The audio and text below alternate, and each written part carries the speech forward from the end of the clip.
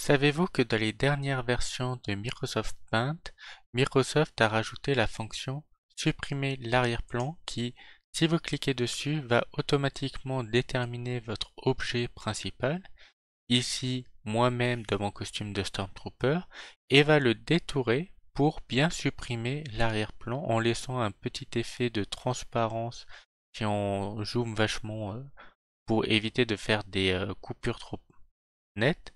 Et grâce à cela, vous pouvez très facilement réutiliser le personnage pour pouvoir l'inclure dans une autre présentation par-dessus une autre image, etc.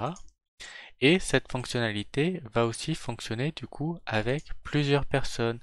Exemple ici d'une photo de moi avec deux des acteurs de Noob, Gaïa et Fantôme. Si je fais détourer, hop, automatiquement on voit que ça le fait, donc plus ou moins parfaitement. Là on voit qu'il y a quand même quelques coupures, etc. Là par exemple au bras aussi je perds un petit peu. Mais si vous mettez ça par-dessus quelque chose d'autre, un fond d'écran, et ben ça se voit pas forcément. Donc ça peut être quand même une solution assez rapide.